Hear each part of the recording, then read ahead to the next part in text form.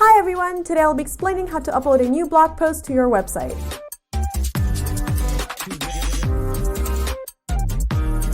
As usual, we need to access the back end of the website. Once you're in, go over to Posts and click on it. Here you can view and edit your previously added blogs and create new blogs. Click on Add New. Here is where you edit everything that is related to the blog post, from content to page design. I'll only be explaining the basics as I can't fit all the details in one video. I'll show you some of the essentials so you're able to navigate through it confidently. Let's start by adding a title. I'll choose a blog related to the environment, for example, and type Go Green. Now, to edit the elements of the page, we'll be using an editor called WP Bakery.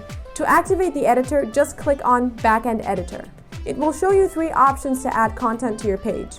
You have Add Element, Add Text Block, and Add Templates. Let's talk about text block and templates first to get it out of the way, as they don't require much explanation. So a text block is just a simple text element. You can add in paragraphs and titles. It's just a fast way or a shortcut if you wanted to start off your post with a paragraph.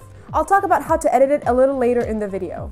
Because we've already added an element, the two other options turn into icons for shortcut. So if you hover over here, it will say Add New Elements. And if you hover over here, it will say Templates. So for templates, WP Bakery has a library for it, but you can only access them if you activate your license, otherwise you're unable to download them. You also have the option of saving your own templates after you've created a post and wish to use the same layout in the future. Now for elements. As you can see, there are plenty of options for you to choose from and sort of customize your post. Unfortunately, I can't go in depth for this one either because that would take a while, so I'll only be going through some of the basics. So you can either browse through these categories up here to find what you're looking for, or you can type what you need in the search bar. Let's say we want to add an image. If you type in image, it will show you all the elements related to pictures. Now once you add in an element, a window will automatically pop up where you can edit in your content for your post. Since this is for an image, you'll see an image section where you can upload a picture. It'll take you to this image library.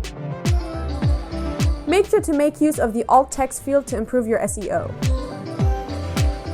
You can see that it gives you the option to add more than one picture. You also can set the size of the picture by typing medium, large, or full, or you can type in the size you want in pixels. You also have more options down here.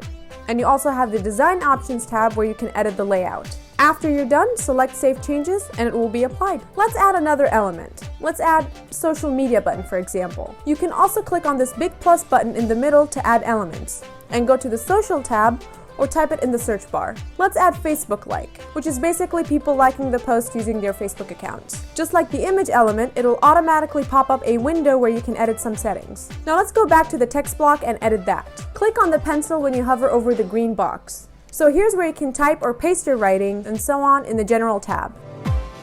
You also have the Design tab where you can customize the layout just like the others. Okay, so this is how you edit elements within the post, but you can also edit the box itself that contains the text, the image, or whatever element you choose. You can edit the column by clicking on this pencil, and edit the row by clicking on this pencil. It also has a feature where you can drag them and reorganize their order by simultaneously clicking on the drag button and moving the column around.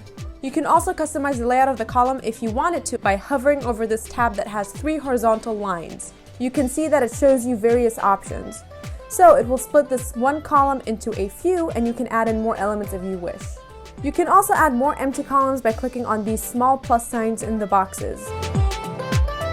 Once you're done customizing your content and layout order, you can go ahead and select a category here. Since mine is environment related, I'll choose environment. You can add a new category by just clicking on Add New Category. Then go down to tags and add tags that are relevant to your blog. Then scroll all the way down to Feature Image to add an image for your blog, like the one here. If you don't, it will just be empty like this one here.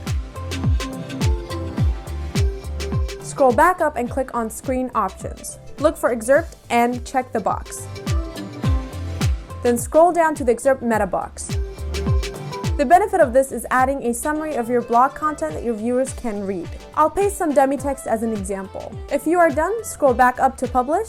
You can either publish it immediately or set a specific date for it to get uploaded. Click on Publish and you're done.